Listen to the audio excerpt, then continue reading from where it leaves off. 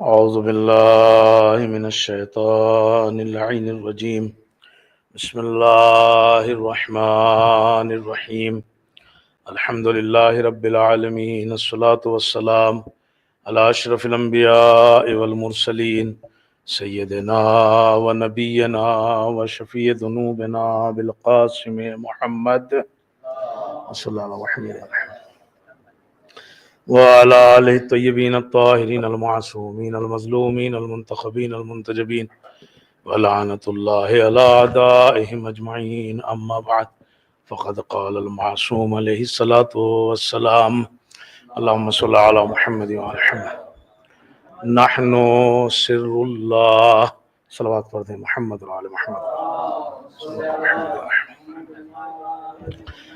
شب شہادت دے امام رضا علیہ السلام اللہم صلی علی محمد وعلی محمد۔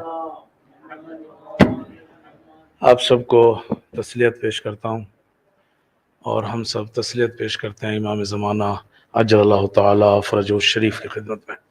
اللہم صلی علی محمد وعلی محمد۔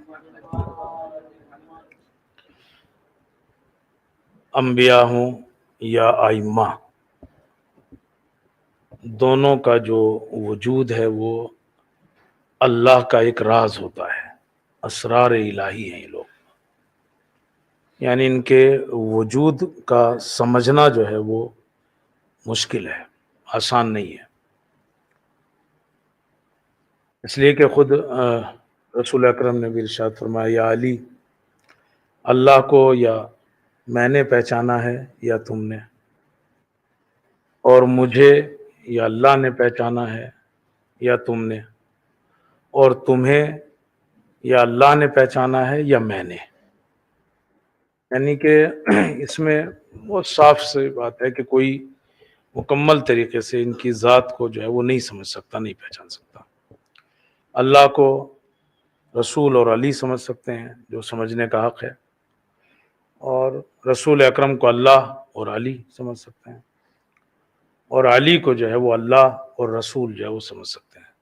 تو انبیاء ہوں یا امام ہوں، ان کی جو ذات ہے اس کو سمجھنا جو ہے وہ بہت مشکل ہے، اور صرف ذات ہی نہیں بلکہ ان کے کاموں کا بھی سمجھنا جو ہے وہ مشکل ہے، کہ آدمی ان کے کام جو انہوں نے انجام دیے ہیں کہ اس کا راز جو ہے وہ فوراً سمجھ میں آ جائے، بہت مشکل ہے۔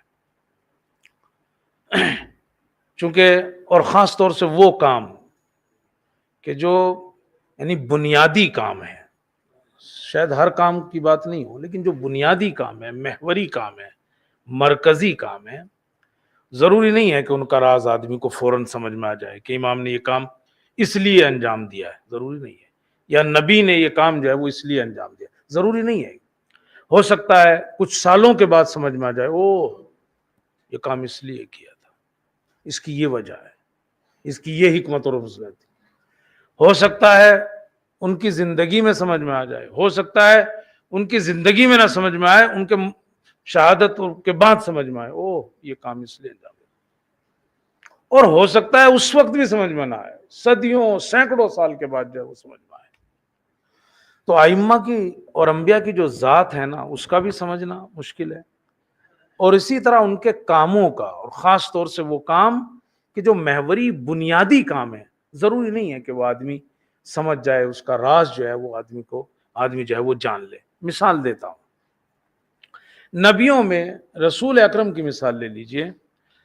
صلح حدیبیہ ہوئی، آپ یہ دیکھو، یہ جو صلح حدیبیہ تھی، رسول اکرم جو ہے وہ 1400 لوگ تقریباً انہیں لے کے نکلے کہ صاحب چلتے ہیں مکہ، مدینے سے، کہ چلتے ہیں اور اپنا عمرہ کریں گے یا خانہ کعبہ کا طواف کریں گے۔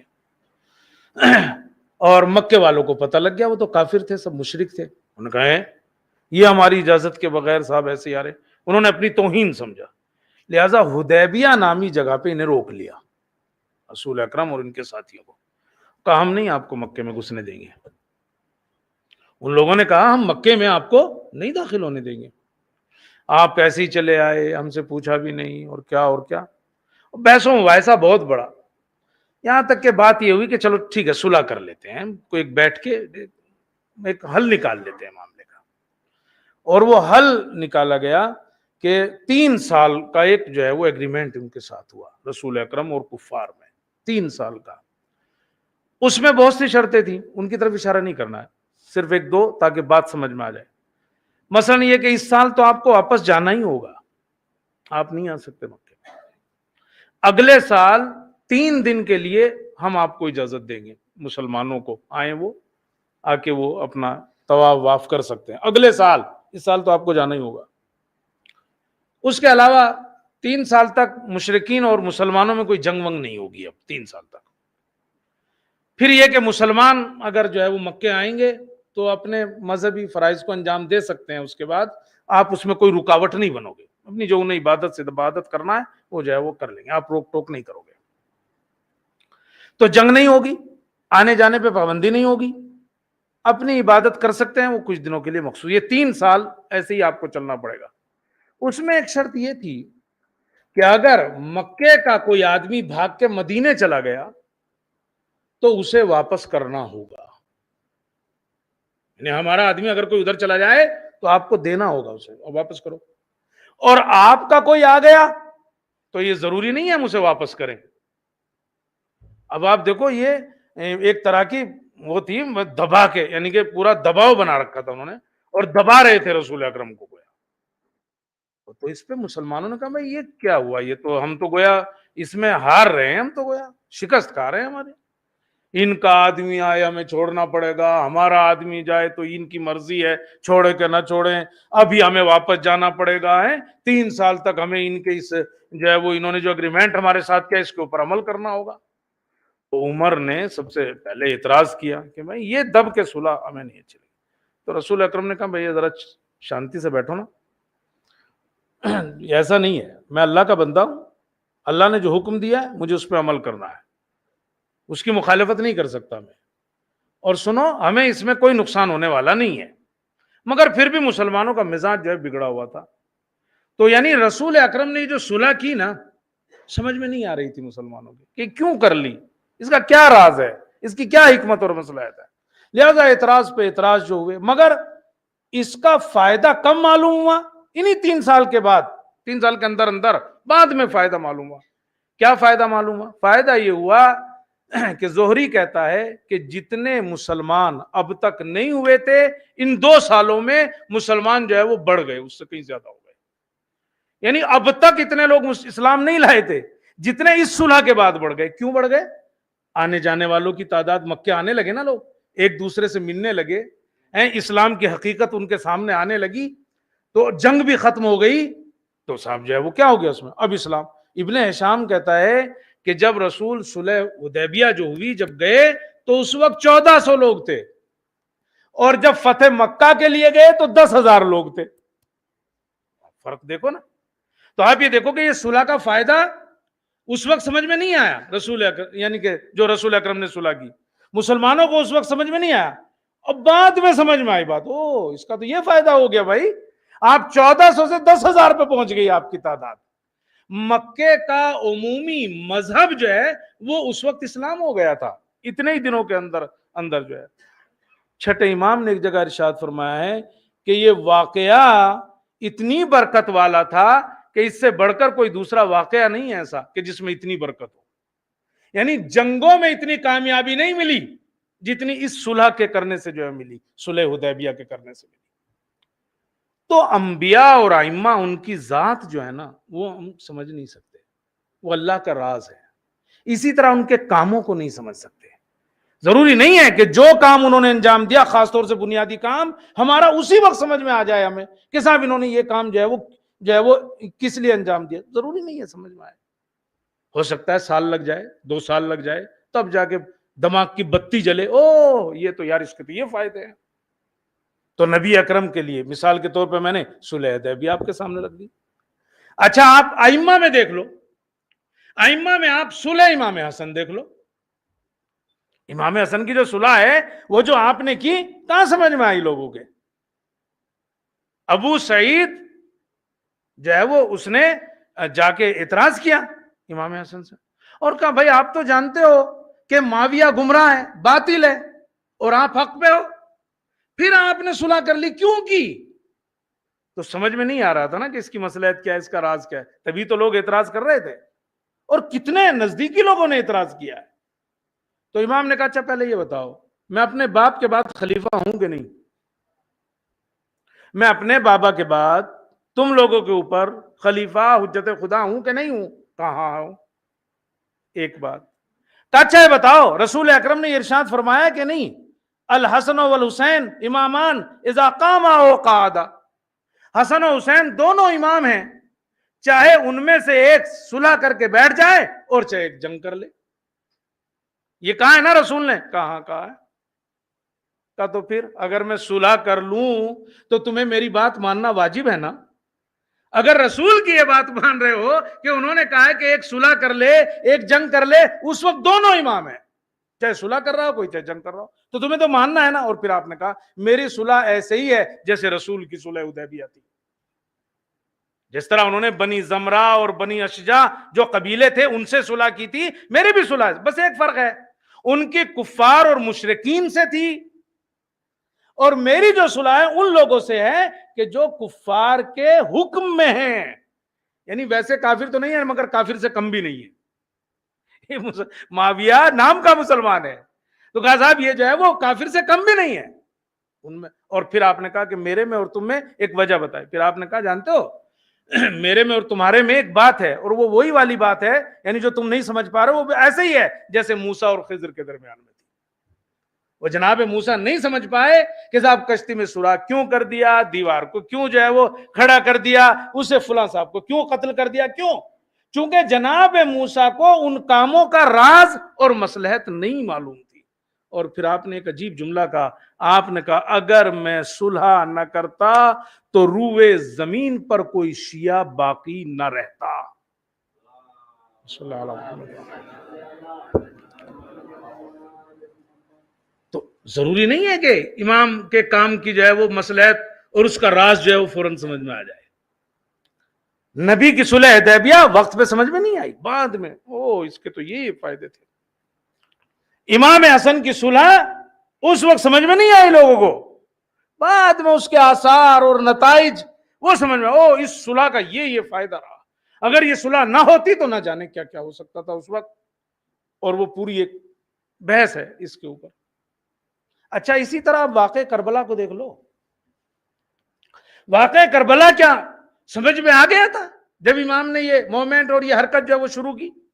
سمجھ میں نہیں آیا نا، نہیں آیا تبھی تو اعتراض کر رہے تھے، مولا یہ تو چند لوگوں کے ساتھ آپ نکل پڑے، یہ تو کم ہے، مولا آپ نکلے ہو اور اس میں بھی آپ جو ہے وہ بچوں کو بھی لے کے نکل پڑے، عورتوں کو بھی لے کے نکل پڑے اپنے ساتھ، تو یہ اعتراض کر رہے تھے نا۔ لیکن آج اس وقت لوگوں کی سمجھ میں نہیں آ رہا تھا امام کیا کر رہے ہیں، امام کا یہ کام، لیکن آج جب اگر ہمارے سامنے کوئی یہ کہے یار یہ تو بڑا غلط کیا، آپ کہے بیوقوف ہو تم، چونکہ ہمیں پتا ہے نا اگر امام ان کو نہ لے کے نکلتے اور وہ شہادت وہاں واقع ہو جاتی، میڈیا بھی معاویہ کے ہاتھ میں تھا، اور بس ہوتے بھائی آئے تھے کچھ لوگ، جنگ ہوئی، اور جنگ میں کوئی حلوہ تھوڑا ہی بڑھتا ہے، ایک دوسرے کو مارا ہی جاتا ہے نا، قتل ہو گئی، بات ختم ہو گئی، سارا خون بیکار چلا جاتا، سارا خون بیکار چلا جاتا، ساری شہادت رائے گاں ہو جاتی۔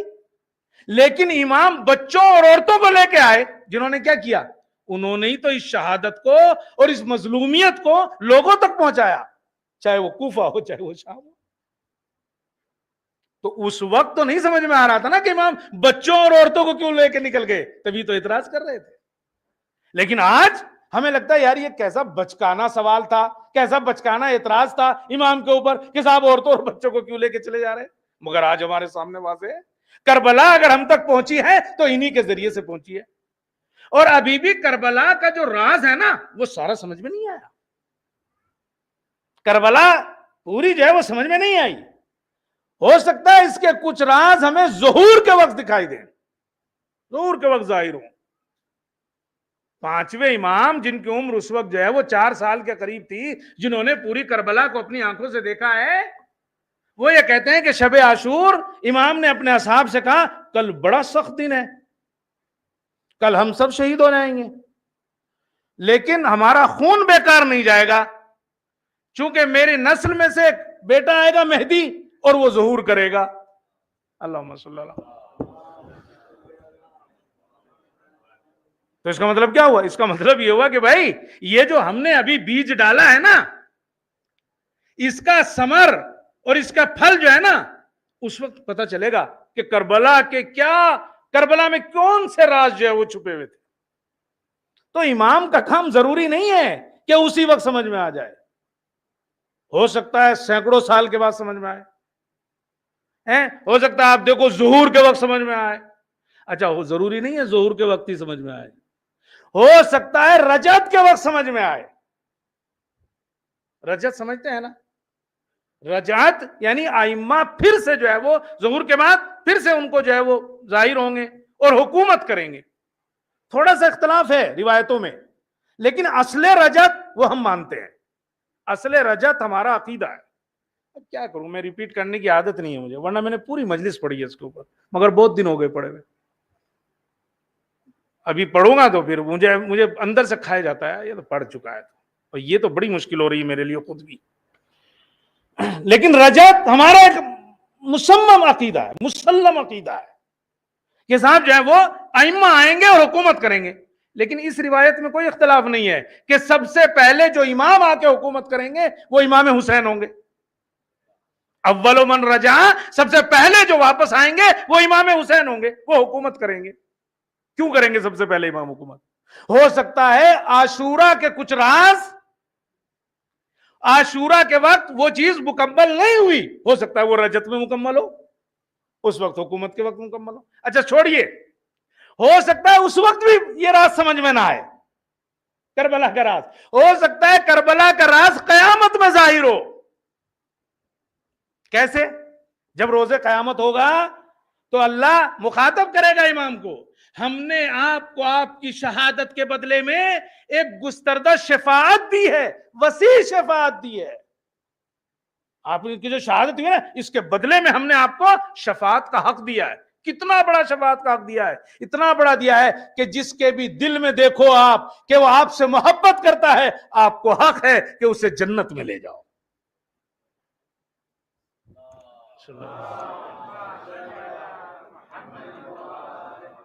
جنت سے کیا دشمنی ہے یار؟ تو اب آپ نے دیکھا، یعنی ضروری نہیں ہے، میری بات کو سمجھ لیجیے، میں آپ کو بس لا رہا ہوں، اپنی منزل پہ آ چکا ہوں۔ نہ تو ائمہ کا وجود سمجھ میں آ سکتا ہے، وہ اسرار الہی ہے، اللہ کا راز، اور نہ ان کے کاموں کو سمجھا جا سکتا ہے، خاص طور سے وہ کام جو بنیادی کام ہے۔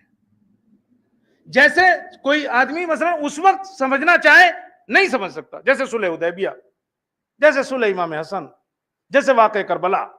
ضروری نہیں ہے کہ اس کا راز فوراً سمجھ میں آ جائے، ہو سکتا ہے سینکڑوں سال بعد، ہزاروں سال بعد، نہ جانے قیامت میں شاید اس کا راز سمجھ میں آئے کہ امام نے یہ کام کیوں کیا تھا، اس میں کیا کیا راز ہیں، کیا کیا وجہ ہے۔ جس امام کی مجلس کے لیے آپ بیٹھے ہو نا، ان امام کی زندگی میں بھی ایک ایسا بنیادی کام ہے جس کا راز سمجھ میں نہیں آیا اس وقت امام نے کیوں کیا۔ یہ 8ویں امام کی جو آپ مجلس میں بیٹھے ہو نا، ان کی زندگی میں بھی ایک ایسا بنیادی کام ہے کہ جس کا راز لوگوں کو سمجھ میں نہیں آیا امام نے کیوں کیا، اور اسی لیے اعتراض کیا۔ اور وہ کیا تھا؟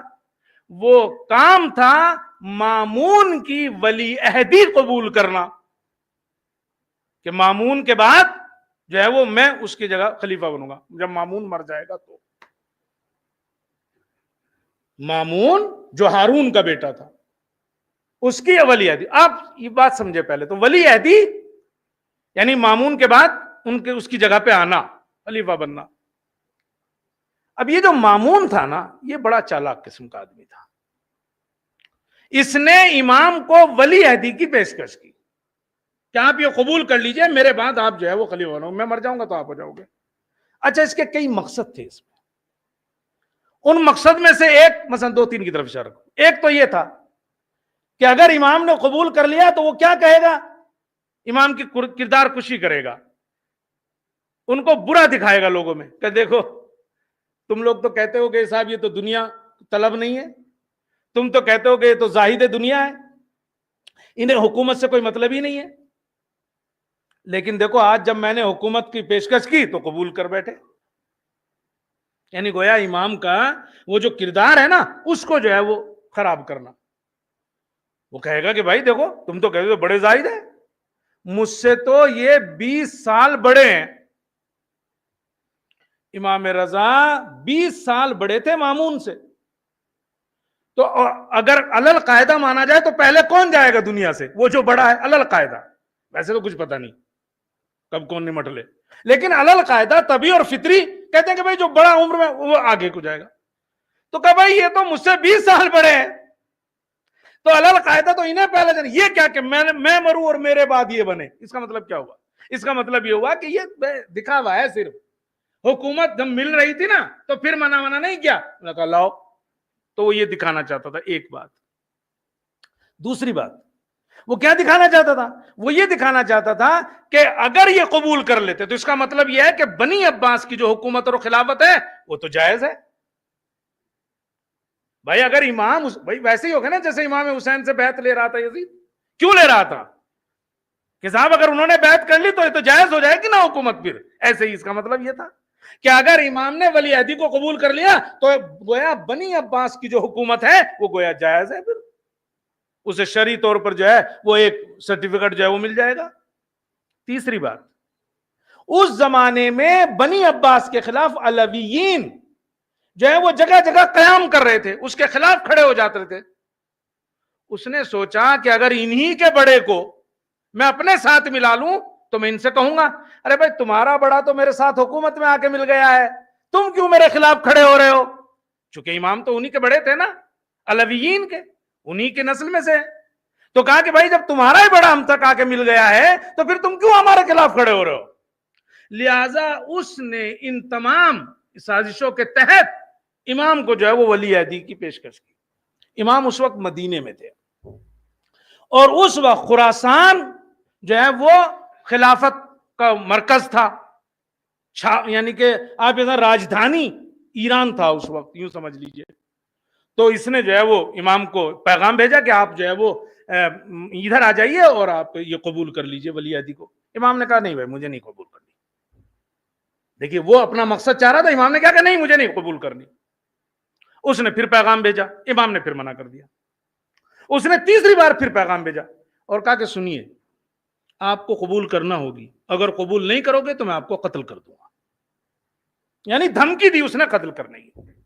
اب بہرحال امام نے کیا کیا کہ ٹھیک ہے, پہلے آپ امام جو ہے وہ خراسان کی طرف آنا شروع ہوئے تو آپ نے مدینے میں جو آپ کے خاندان والے تھے ان کو بلایا اور کہا آؤ میرے گرد جو ہے وہ گریا کرو, کھڑے ہو کر رو. تو لوگوں نے کہا کیوں بولا آپ کو تو سفر پہ ہی تو جا رہے ہیں نا. آپ نے کہا نہیں یہ سفر صرف سفر نہیں, یہ سفر شہادت ہے. یعنی اس کے بعد جو ہے وہ میں زندہ واپس نہیں آؤں گا, مدینہ واپس آنا ہی نہیں ہوگا. قبر رسول پہ گئے, وہاں بھی جا کے آپ نے جو ہے وہ الوداع کیا. دروازے تک آتے تھے پھر واپس جاتے تھے, دروازے تک آتے تھے پھر واپس جاتے تھے. کسی نے کہا مولا کیوں ایسا کر رہے ہیں آپ, سفر ہی تو ہے. آپ نے کہا سفر نہیں ہے, یہ سفر شہادت ہے. تو امام وہاں سے آئے اور کہاں پہنچے؟ خراسان آ گئے, مرو پہنچ گئے جو راجدھانی تھی. اب اس نے مامون نے کہا کہ ولی عہدی قبول کیجئے. وہی امام نے کہا میں نہیں کروں گا. اس نے کہا کیوں نہیں کریں گے؟ امام نے کہا مجھے بتاؤ یہ جو تمہارے پاس ہے اللہ کی طرف سے ہے یا کسی اور کی طرف سے؟ اگر تو یہ کہتا ہے اللہ کی طرف سے ہے تو پھر تو کیوں دینے والا ہے؟ بھائی اللہ کی طرف سے تو وہی مجھے دے گا. اچھا پھر اگر یہ غصبی ہے, کسی کی چھینی ہوئی ہے, تو اگر پہلے ہی سے کسی کی چھینی ہوئی ہے تب مجھے تو کیسے دے سکتا ہے؟ تو یعنی مجھے کیسے اپنے بعد خلیفہ بنا سکتا ہے؟ اللہ کی دی ہوئی ہے تو وہ دے گا, غصبی کی ہوئی ہے تو کیوں دے گا جب تیرے پاس جو ہے وہ چینی ہوئی ہے؟ اس نے کہا سنو کیسی بھی ہو آپ کو قبول کرنا ہوگا, اور اگر قبول نہیں کرو گے تو میں آپ کو قتل کر دوں گا. اب دیکھیے امام کی مصلحت. امام نے کہا کہ ٹھیک ہے میں قبول کروں گا مگر ایک شرط کا, وہ شرط کوئی بھی ہو آپ تو بس ہاں کیجئے. کا شرط یہ ہے میں حکومت کے کاموں میں کوئی دخل اندازی نہیں کروں گا, نہ کسی کو کسی عہدے پہ بٹھاؤں گا, نہ کسی کو کسی عہدے سے اتاروں گا. یعنی عزل و نصب یہ میرا کام نہیں ہوگا, حکومت کے کاموں سے مجھے کوئی مطلب نہیں ہوگا. اس نے کہا کچھ بھی ہو آپ قبول کر رہے ہو نا, کوئی بات نہیں, آپ کچھ نہ کرنا, کوئی کام نہ کرنا حکومت کا، قبول کر رہے ہو؟ آپ نے کہا ہاں میں قبول کرتا ہوں۔ امام نے اس شرط کو قبول کر لیا، مگر اسے نہیں پتا کہ امام نے یہ شرط رکھ کے اس کے وہ جو سارے منصوبے تھے سب پہ پانی پھیر دیا۔ چونکہ اب لوگوں میں ایک پیغام پہنچ گیا، امام ولی عہد بنے ضرور ہیں مگر اپنی مرضی سے نہیں، زبردستی بنے ہیں۔ اب جب زبردستی بنے ہیں اس کا مطلب کیا ہوا؟ نہ تو وہ کردار خوشی ہو سکتی ہے کہ بھائی یہ تو حکومت کے لالچی ہیں، نہ یہ ہو سکتا ہے کہ بنی عباس کی حکومت جو ہے وہ شرعی اور جواز ہو گیا ہے، نہ وہ جو اس کے خلاف قیام کر رہے تھے ان کو کوئی جواب ملا، وہ کہیں گے بھائی تم نے تو زبردستی ان سے یہ کام کرایا ہے، زبردستی انہیں اپنا ولی عہد بنایا۔ مگر لوگوں کی سمجھ میں اس وقت یہ بات نہیں آئی، اور سب کی زبان پہ یہی تھا، کیوں صلح، کیوں امام نے جو ہے وہ ولی عہدی قبول کر لی، اور وہ بھی اس کی کہ جس کے باپ نے ان کے باپ کو یعنی ہارون نے 7ویں امام کو 7 سال سے لے کے 14 سال تک کا پیریڈ ملتا ہے کہ آپ کو جو ہے وہ قید میں رکھا 7ویں امام کو، اور آپ کے باپ کا قاتل بھی ہے وہ، تو آخر کیوں آپ نے اس کی ولی عہدی قبول کر لی جو آپ کے باپ کا جو ہے وہ قاتل ہے؟ تو لوگوں میں ایک ہمیشہ یہ بات رہی کہ صاحب کیوں انہوں نے، تو امام رضا کے کاموں میں سے ایک کام، بنیادی کام یہ تھا جو امام نے انجام دیا، لیکن لوگوں نے اعتراض کیا، کیوں؟ چونکہ اس کا راز نہیں سمجھ سکے، اس وقت سمجھ میں نہیں آ راز، آج سمجھ میں آتا ہے اس کا راز۔ میں نے کہا نا ضروری نہیں ہے کہ امام کی باتوں کا راز جو ہے وہ اسی وقت سمجھ میں آئے، آج سمجھ میں آتا ہے۔ امام نے ہجرت کی، ولی عہدی کو قبول کیا، اور آپ ایران آ گئے۔ اب ایران آنے کے فائدے کیا ہوئے؟ امام کے ایران آنے کے فائدے کیا ہوئے؟ پہلا فائدہ یہ کہ ایران میں وہ معرفت اور محبت اہل بیت جو خصوصی تھی، یعنی ہر آدمی کو نہیں معرفت تھی ائمہ کی اور اہل بیت کی، وہ آپ کے آنے کے بعد عام ہو گئی۔ پہلے کیا تھا؟ کچھ لوگ قم میں تھے، وہ آپ کو جانتے تھے، وہ آپ کی معرفت رکھتے تھے، کچھ لوگ سبزوار میں تھے، وہ امام کی معرفت رکھتے تھے، لیکن پورے ایران میں عام لوگوں کو وہ معرفت اور محبت اہل بیت اس طرح سے وہ جگہ نہیں کی ہوئی تھی۔ لیکن جب امام آئے تو امام نے کیا کیا؟ امام جب آئے تو آپ نے دیکھا امام نے کیا کیا؟ پہلے آتے ہی نیشا پور میں کیا کیا تھا؟ نیشا پور میں جب وہ محدثین جمع ہو گئے اور انہوں نے کہا فرزند رسول کوئی حدیث سنائیے، تو آپ نے کون سی حدیث سنائی تھی؟ کلمۃ لا الہ الا اللہ حصنی، کلمہ لا الہ الا اللہ میرا قلعہ ہے، فمن دخل حصنی، جو میرے اس قلعے میں داخل ہو جائے گا امن من عذابی، وہ عذاب سے بچ جائے گا۔ اور پھر آگے بڑھے اور آپ نے کہا ولیکن بشرطہا، وہ شروطہا، ایسے ہی نہیں جا سکتا، ایسے ہی نہیں عذاب سے بچ سکتا، اس کی کچھ شرطیں ہیں، اور ان شرطوں میں سے ایک شرط میں ہوں، یعنی یہ سب کام نہیں آئے گا جب تک کہ ہماری ولایت کو قبول نہیں کرے گا۔ صلوات پڑھ دے محمد اور آل محمد۔ تو وہ ولایت عام ہو گئی۔ ارے بھائی کام نہیں آئے گا لا الہ الا اللہ، کام نہیں آئے گا محمد رسول اللہ جب تک کہ علی ولی اللہ نہ ہو۔ تو وہ جو کچھ لوگوں میں تھی وہ عام ہو گئی، پہلا فائدہ۔ مگر اس وقت تو نہیں سمجھ میں آ رہا تھا جب صلح کی تھی، جب امام نے جو ہے وہ ولی عہدی قبول کی تھی، اس وقت تو نہیں سمجھ میں آ رہا تھا کہ اس کے کیا فائدے ہو سکتے ہیں۔ تو ایک اہم فائدہ، اچھا امام نے ایک تو اس طرح سے، ابھی بھائی آپ ولی عہد بن گئے، کون روکتا بولنے سے؟ جس مسجد میں جاتے تھے تقریر کرتے تھے، جہاں مرضی ہوتی تھی لوگوں میں کھڑے ہو کے حدیثیں بیان کرتے تھے، اہل بیت کے فضائل بیان کرتے تھے، خود مامون مناظرے رکھتا تھا، ہر مذہب اور فرقے کے لوگوں کو بلاتا تھا، اس میں مباحثہ ہوتا تھا، اس میں امام سے سوالات ہوتے تھے، اگرچہ وہ تو اس کا مرضی تو دوسری تھی، وہ تو یہ چاہتا تھا ہو سکتا ہے اگر ایک بھی سوال کا جواب نہ دے سکے تو یہ ذلیل ہوں گے، لیکن ایسا تو نہیں ہوا نا۔ امام نے سوالوں کے جواب میں اہل بیت کی فضیلتیں بیان کی۔ تو جانتے ہیں پہلا فائدہ کیا ہو؟ مگر اس وقت تو نہیں سمجھ میں آیا نا، آج سمجھ میں آیا۔ اور وہ کیا ہے کہ ایران میں ولایت اور معرفت اہل بیت خصوصی سے عمومی ہو گئی، عام لوگ بھی آپ کی ولایت کو قبول کر بیٹھے۔ آج آپ دیکھتے ہو نا شیعت کو ایران میں، مگر اس وقت تو نہیں سمجھ میں آ رہی تھی یہ بات۔ لہذا ایک اہم بات یہ، دوسری اہم بات یہ ہے کہ آپ نے ایران کو، دوسرا فائدہ یہ آپ کی ہجرت کا اور ولی عہدی کو قبول کرنے کا اس زمانے میں، دوسرا فائدہ یہ کہ ایران جو ہے وہ شیعت کا مرکز اور راجدھانی بن گیا۔ شیعت کا مرکز اگر کوئی ہے تو وہ ایران ہے۔ مثلا ابھی آپ کہو کہ ابھی آپ سے بھی پوچھے آپ کا کوئی ملک ہے کہ جہاں شیعی حکومت ہو؟ سب ہم آپ سب ہمارے سب کے دل جڑے ہوئے ہیں ادھر. کہا صاحب کیوں؟ چونکہ وہاں شیعت کی حکمرانی ہے, وہاں شیعت کی حکمرانی ہے. مگر کیوں ہوئی یہ حکمرانی؟ امام رضا نے جو ولی عہدی قبول کی اور ایران آئے, اس کا فائدہ ہوا یہ. کیوں ایسا ہوا؟ اس لیے کہ امام کے آنے کی وجہ سے مدینے سے جو امام زادے تھے, جو ائمہ کی اولادیں تھیں, امام موسیٰ کاظم کی جو اولاد تھی, وہ مدینے سے چل کے خراسان آئی امام زادے. یہ جو آپ جگہ جگہ پہ دیکھتے ہو شہزادی معصومہ اور فلاں اور فلاں اور فلاں, یہ کیوں آئے تھے؟ یہ امام کے آنے کے بعد آئے ہیں. کیوں؟ تاکہ ان سے ملاقات کر سکیں, ان کی زیارت کر سکیں. کتنے امام زادے ہیں ایران میں؟ چھوڑ دیجیے 10,000 کی بھی روایت ہے, لیکن جو مسلم روایت ہے وہ 6 سے 7,000 امام زادے ایران میں ہیں. اماموں کی اولاد 6 سے 7,000, یہ تو کنفرم ہے. 10,000 بھی میں پڑھ سکتا تھا, لیکن میں نے سب سے نیچے والی روایت لی. 2 بڑے قافلے آئے تھے ایران سے. 2 بڑے قافلوں میں ایک تو شہزادی والا قافلہ تھا, جب ساوا پہنچی تو حملہ ہوا, شہزادی پھر اس میں بیمار ہو گئی, پھر ان کو قم لے جایا گیا, 18 دن وہاں زندہ رہیں. اس کے بعد شہزادی معصومہ کی شہادت ہو گئی اور وہ قم میں جو آپ کا حرم ہے. اچھا, اس کے علاوہ ایک پورا قافلہ ہے جس میں تقریباً 1800 لوگ تھے, نہیں 1200 لوگ تھے, جو ادھر سے آیا شلمچے کی طرف سے, اور اس کے اوپر حملہ ہوا جس میں شاہ چراغ نامی امام زادے ہیں ایک, جو بڑے مشہور ہے ایران کے اندر. اس میں بھی کچھ لوگ شہید ہوئے اور کچھ جو ہے وہ چاروں طرف پھیل گئے. تو امام نے جو ولی عہدی قبول کی اور ایران آئے, اس کا دوسرا فائدہ کیا ہوا؟ ایران کے اندر جو شیعت ہے نا, وہ مرکزیت اور راجدھانی میں بدل گئی, یعنی شیعوں کی ایک راجدھانی کے طور پہ جو ہے وہ ہو گیا. اور آپ جانتے ہیں ایک دوسری مدد کیا ملی, کہ اگر امام نہ بھی رہیں تو امام کی زیارت کا اتنا ثواب لکھا گیا روایتوں میں کہ بعض روایتیں تو آپ کی زیارت کو امام حسین کی زیارت سے افضل بتاتی ہیں. پڑھ لیجئے گا, صلوات کو نہیں کہہ رہا ہوں میں نے. بعض جو ہے وہ روایتیں کہتی ہیں کہ ان کی زیارت سے افضل ہے, مگر وہ اس زمانے کے لیے تھی, اس کی کئی وجہ تھی. چونکہ لوگ عراق نہیں جا سکتے تھے, تو وہ کلچر جو زیارت کا ہے وہ خراب نہ ہو, زیارت کی عادت رہے, زیارت کی عادت رہے. اور دوسری وجہ یہ تھی کہ لوگ زیادہ سے زیادہ ایران آئیں تاکہ وہ مرکزیت, وہ جو شیعوں کی حکومت اور شیعوں کی جو مرکزیت ہے وہ جو ہے وہ دکھائی دے.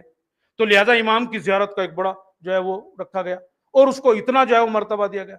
آج شام کی خبروں تک یعنی تقریباً پورے سال 21 ملین 30 ملین لوگ امام کی زیارت کے لیے آتے ہیں. 30 ملین لوگ. ابھی ایران کے بھی ہیں, مشہد خود بہت بڑا ہے, لیکن جو زیارت ہے 30 ملین کا فگر ہے کہ جو زیارت کے لیے آتے ہیں.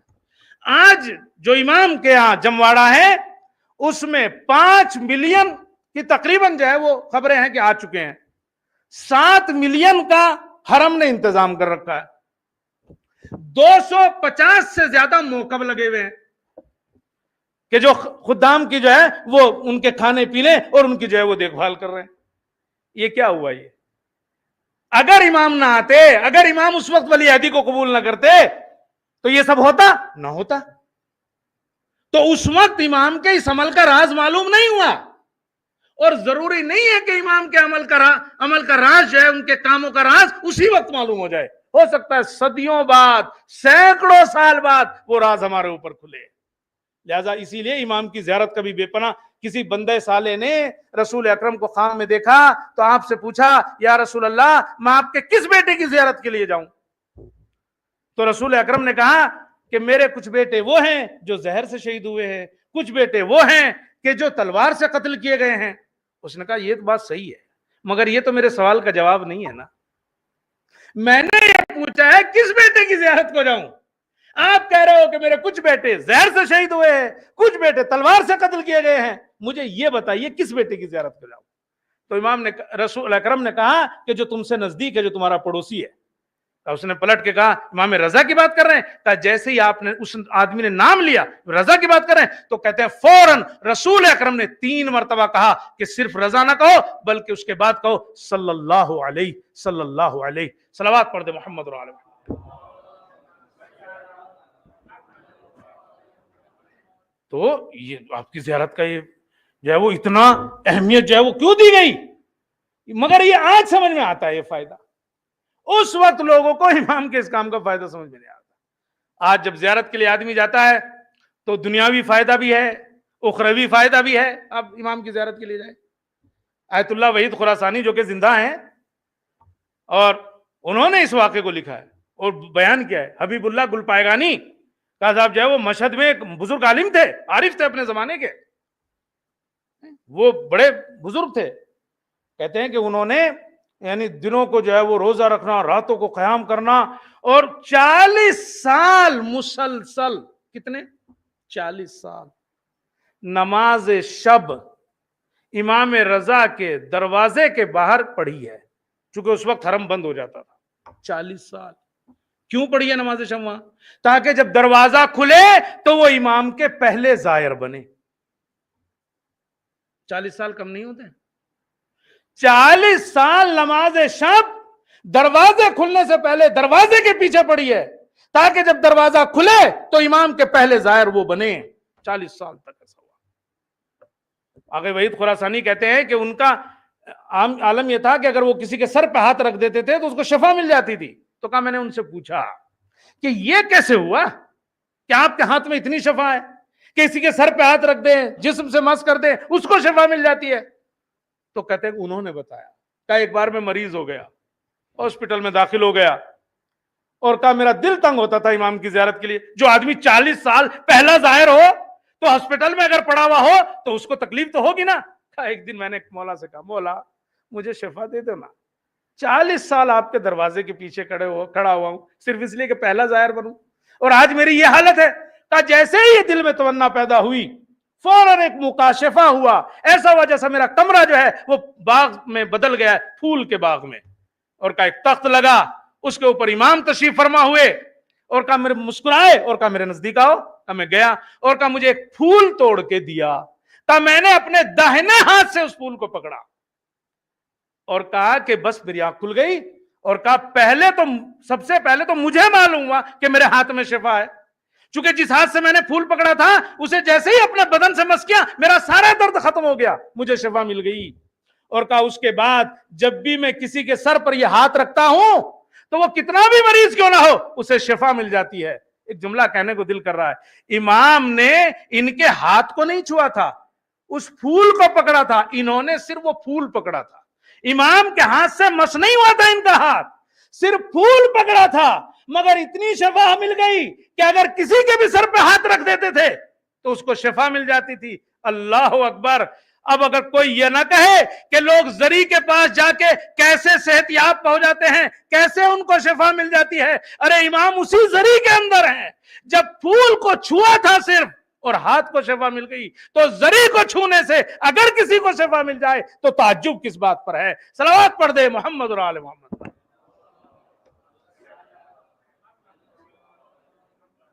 وقت تو ختم ہو گیا۔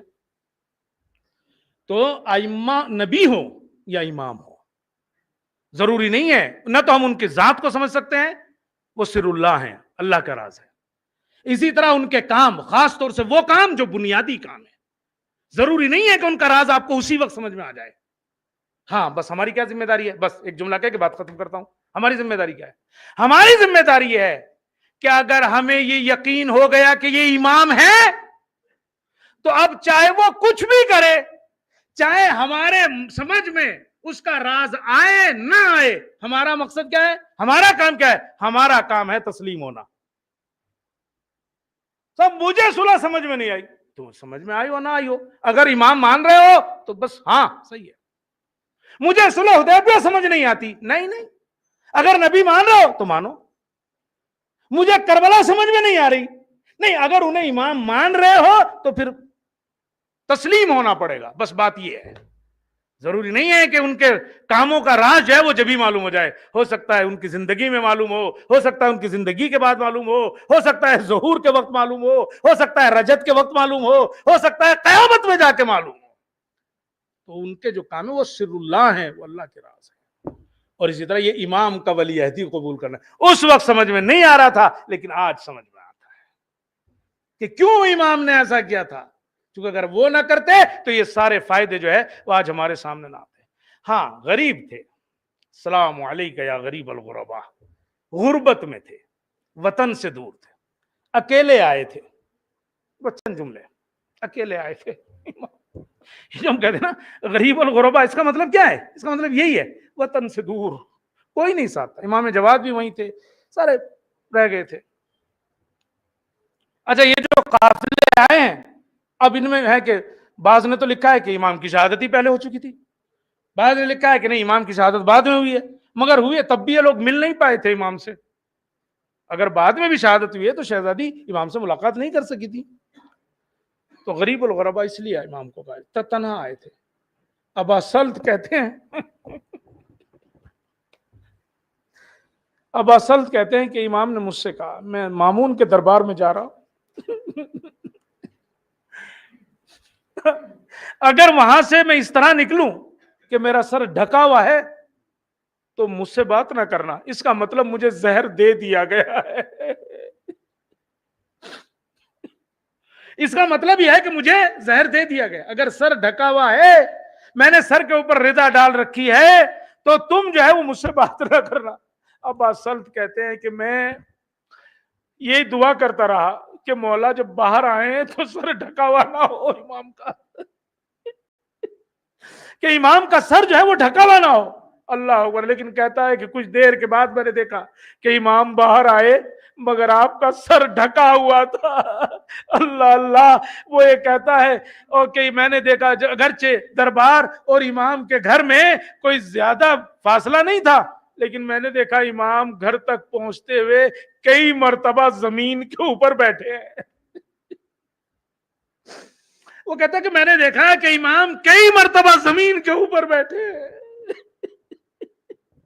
آپ اندازہ لگا سکتے ہیں کہ زہر جو ہے وہ کتنا شدید رہا ہوگا۔ کہتے ہیں کہ ایک مرتبہ امام نے چونکہ منع کیا تھا لہذا میں کچھ نہیں بولا، امام کے پیچھے پیچھے چلا، امام کمرے میں پہنچے، دروازہ بند کر دیا، اور وہ کہتا ہے مجھے آپ کے کراہنے کی آواز آ رہی تھی، اتنی تکلیف میں تھے امام کہ مجھے آپ کے درد سے وہ جو کرا رہے تھے امام اس کی آوازیں جو ہے وہ آ رہی تھی۔ اللہ اکبر۔ عزیزو، غریب الوطنی کوئی بھی اہل خانہ میں سے آپ کے پاس نہیں تھا۔ جب میں یہ واقعات دیکھ رہا تھا تب مجھے اندازہ ہوا کہ امام نے جب مدینے سے چلے تھے تو کیوں کہا تھا آ جاؤ میرے چاروں طرف گریا کر لو۔ شاید اس کی وجہ یہی تھی، امام جانتے تھے ارے کل جب میری شہادت واقع ہوگی تو کوئی رونے والا نہ ہوگا۔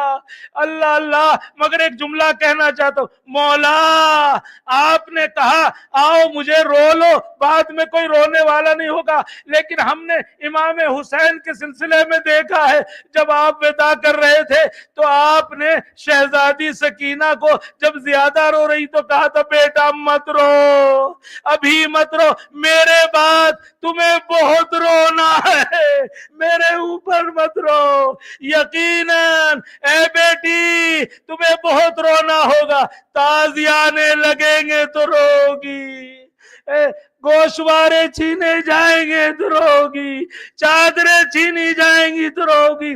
اللہ اکبر۔ اے آقا آپ نے اپنے عزت سے کہہ لیا تھا کہ رو لو، اور عزیزو چونکہ آپ نے ابا سل سے کہا تھا کہ دیکھو کوئی آئے گا جو مجھے غسل و کفن دے گا، مامون سے کہہ دینا اس معاملے میں چھیڑخانی نہ کرے۔ کہتے ہیں کہ غسل و کفن سے تیار جنازہ ایک مرتبہ نکلا تو کہتے ہیں بلغان نامی مرو کا ایک محلہ تھا، جب جنازہ ادھر سے گزرا لوگوں نے پھول برسانا شروع کیے۔ میں کہوں گا مولا یقیناً غریب الوطنی تھی، کوئی ساتھ نہ تھا، مگر چاہنے والوں نے آپ کے جنازے پر پھول برسائے، پھولوں میں آپ کا جنازہ دب گیا۔ لیکن 11 محرم کو جب شہزادی مولا حسین کے کٹے ہوئے سر کٹے ہوئے لاشیں پر پہنچی تو وہ پھولوں سے نہیں، ارے پتھروں سے، تلواروں سے، نیزوں سے چھپا ہوا تھا۔ شہزادی نے ہاتھ نیچے ڈال کے آسمان کی طرف رک کر کے کہا تھا اللہم تقبل منا ھذا القربان۔ رضم بقضائه وتسليما بحمده ماتم حسين۔